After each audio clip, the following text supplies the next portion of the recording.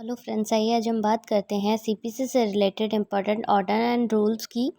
देखिए, कल मैंने ऑर्डर 6 की बात करी थी डीपली और विद मैंने उसके सेक्शंस की बात करी थी। आज हम बात करेंगे ऑर्डर 6 की इन शॉर्ट।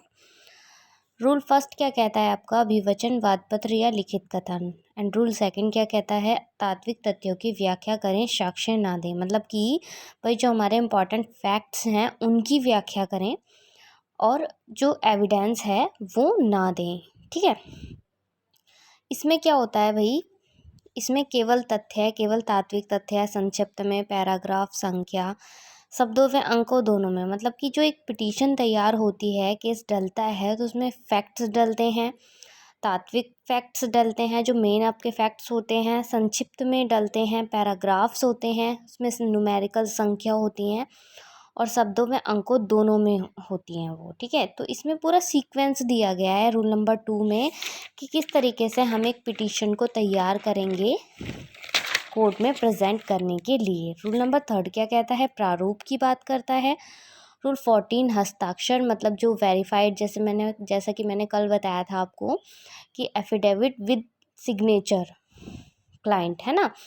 तो रूल 14 सब ए पर्चा पता, जिसमें एड्रेस होता है आपका, जो कि 2 साल तक कोर्ट मानता है कि हाँ भाई वही एड्रेस है उसका। रूल 15 के अकॉर्डिंग सत्यापन होता है, वेरिफिकेशन होता है।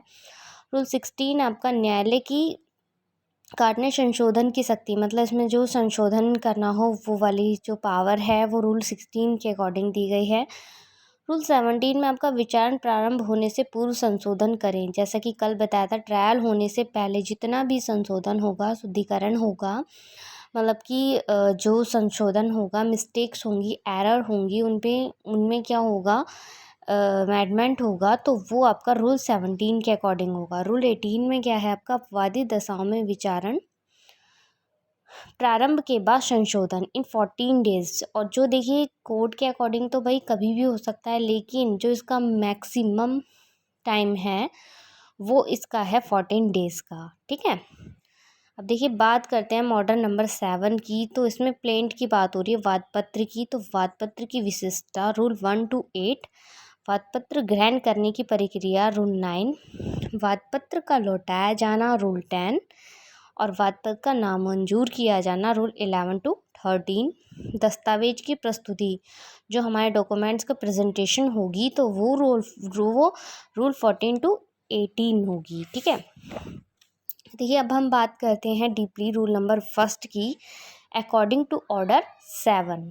ठीक है, हमारे देखिए रूल जो चल रहे हैं वो ऑर्डर के साथ साथ चल रहे हैं। ऑर्डर हमारा 7 क्या बात कर रहा है? पिटीशन के बारे में मेनली बात कर रहा है ना।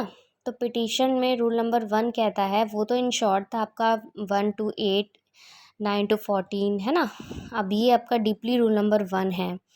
वादपत्र के अभिवचन की बात कर रहा है, ये प्लीडिंग की, अभिकथन की बात कर रहा है, सॉरी। तो इसमें क्या होगा? न्यायालय का सबसे पहले तो कोर्ट का नाम होगा।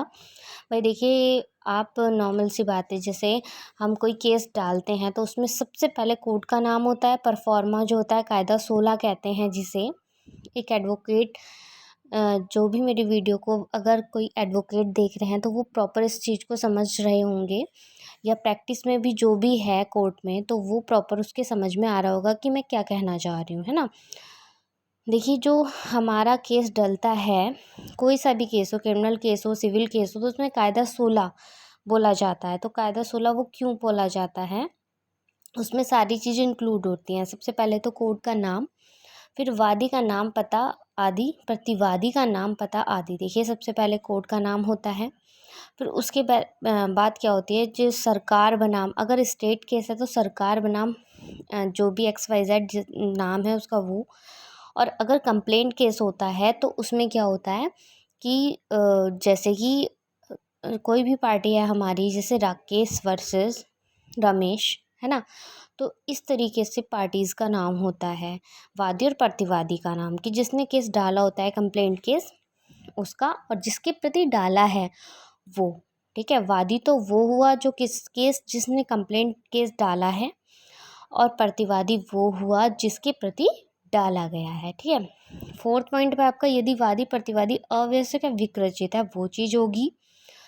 फिर विवादक तथ्य व ये कब उत्पन्न हुए, फिर उसका मैटर होगा, फिर न्यायालय का क्षेत्राधिकार होगा, फिर अनुतोष जो वादी ने मांगा है वो होगा, फिर यदि कोई मुजरा या दावे के भाग का त्याग किया है, सिविल केसेस में होता है भाई ये, तो वो होगा।